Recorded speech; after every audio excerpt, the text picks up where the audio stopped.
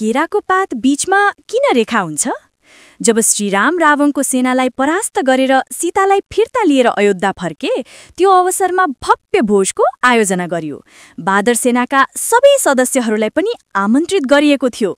आखिर तिनीहरू बादरहरू थिए। त्यसैले हनुमानले उनीहरूलाई सम्झाए, हेर, हामी त्यहाँ पाहुना हुन जाने हो र भगवानको गाउँका मानिसहरू हाम्रा भगवान बराबर हुन्।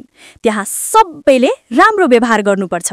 मानिसहरूले हामीलाई असभ्य नठानुन् भन्ने कुराको ख्याल गर्नुपर्छ। बादरहरू आफ्नो जातको इज्जत जोगाउन तत्पर थिए, तर एउटा बादरले हात जोडेर हनुमानलाई भने, हामी असल आचरण कायम राख्ने प्रयास गर्नेछौँ। यद्यपि हामी बादर हौं र गल्तीहरू हुन सक्छ, किनकि यो हाम्रो स्वभाव पनि हो।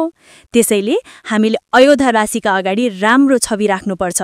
म तपाईलाई हाम्रो लिड गर्न अनुरोध गर्दछु, जसले हामीलाई मार्ग निर्देशन मात्र नभई सहज बस्ने व्यवस्था पनि सुनिश्चित होस्। नत्र यही कुरालाई लिएर बादरहरू झगडा गर्न थाल्छन् र हाम्रो छवि कलङ्कित हुनेछ। हनुमानलाई बाँदरहरूमध्ये सबैभन्दा बुद्धिमान र श्रीरामको सबैभन्दा प्रिय मानिन्थ्यो। त्यसैले यो जिम्मेवारी उहाँको काँधमा आयो। भोजको दिन सबैलाई खानाको व्यवस्था गरी हनुमानले सबैलाई खानाको व्यवस्था गरिदिए। ठिकसँग बसेर सबैले भोज खाए। श्रीरामले भन्नुभयो, अब तिमी पनि मेरो साथमा बसेर खाना खानु।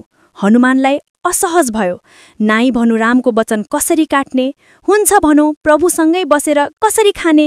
हनुमानलाई विचित्र असहज भयो।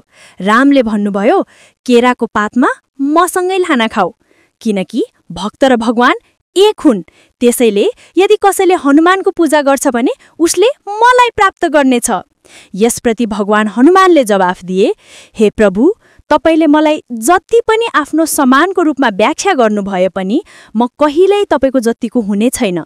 न म कहिले बन्न सक्छु न बन्न चाहन्छु। म हजुरको भक्त हुँ र सधैँ रहिरहनेछु। मेरो स्थान सधैँ हजुरको चरणमा रहनेछ। त्यसैले म हजुरको साथसँगै खान सक्दिन। त्यसपछि श्रीरामले आफ्नो दाहिने हातको बीचको औलाले केराको पातको बीचमा रेखा खिच्नुभयो, जसले एक पात दुई भागमा विभाजित भयो।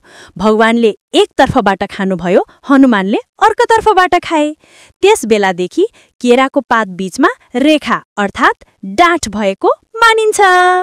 जय श्रीराम।